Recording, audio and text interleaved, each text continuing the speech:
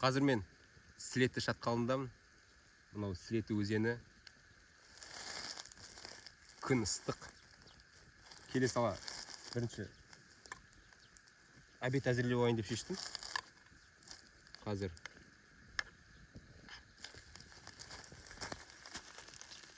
тушенка, вермишель, пияз. Ертең осы жаққа келем деп аяқ асты. Осы жаққа келу аяқ астынан пайда болды. Ой. Үйде не бар, соны бәрін алып кеттім таңертең. Қазақстанның оңтүстігі, батысы өз шатқалдарымен ерекшеленеді. Ал бұл Ақмола облысындағы Сілет шатқалы басқа өңірдің шатқалдарымен салыстыруға келмейді. Әр қайсының өзіндік сұлулығы, жаратылысы мен сипаты бар. Сілеті атауы моңғолдың чулуту немесе чулунты, яғни тасты деген мағынадан шыққан сөз. Қойнауында ағып жатқан Сілеті өзені Ақмола облысы Шортанды ауданындағы жылғалардан басталып, солтүстік Қазақстан облысындағы Сілеті теңізіне құяды. Қияр, осындай стол жасап алдым өзіне. Үстін тазалап жудым.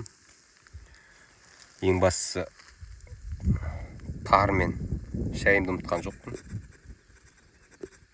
Ең басты тары мен шай. Қазір бұйырса бұны да қайнатам. Білмеймін, чайникті де тауып алдым. Отқа сынып қалмайтын шығар, көреміз енді. Табиғат осындай керемет. Күн бүгін ыстық. Көлікте 31 градус деп көрсетіп тұр.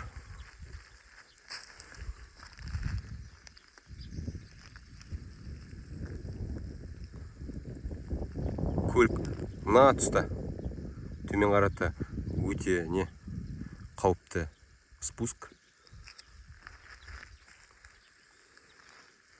Жерлер осындай. Күшті жерлер. Табиғаты керемет. Қазір мен тамақтанып алып, содан кейін суға түсіп асықпай. Сондай шешімге келдім. Содан кейін барып дронға әдемілеп түсірем. Су мынандай. Су өте мөлдір. Қараңыздар. Өте мөлдір.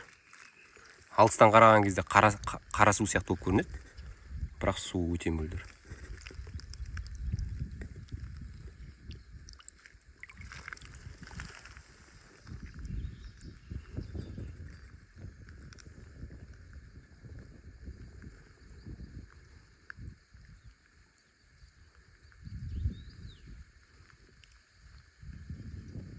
Отым сөніп бара жатса осындай.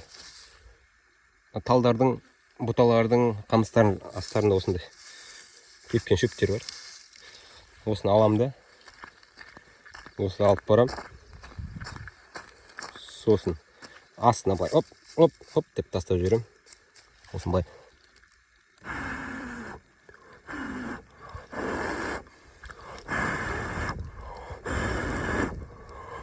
Деп үр жіберсем болды ғой. Кетті от. Тары мен шайым дайын.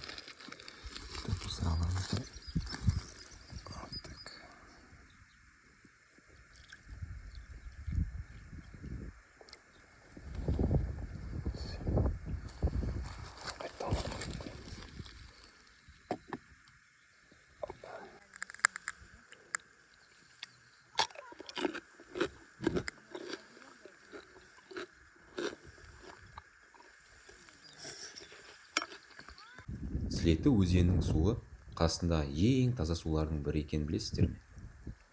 Суы минералды, жер асты суларымен толып отырады.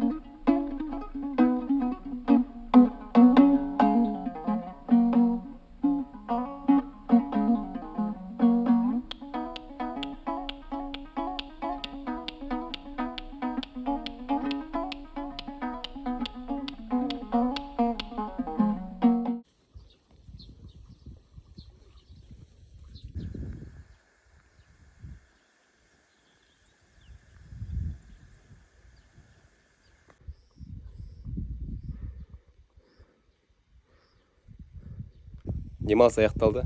Қайтадан жоғары көтеріліп бара жатырмын. Қауіпті жер мына жер. Арна аяқ киіммен сондай болмаса.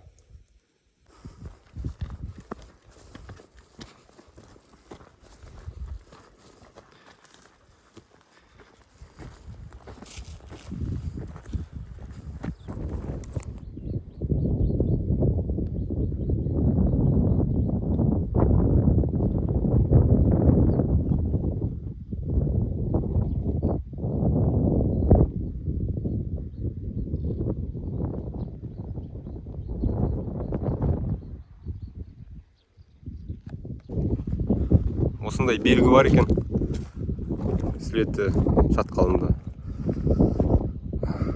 2004 жылдың 31 тамызында Еремен елінің қос арысы КСРО спорт шебері Рүстем Ыбыраев пен белгілі өнерпаз Шыңғыс Құдайбергенов осы жерде ойсыздап опат болды дейді. Белгі қойған бірге жүрген азаматтардан дейді. Жатқан жерлер жарық болсын.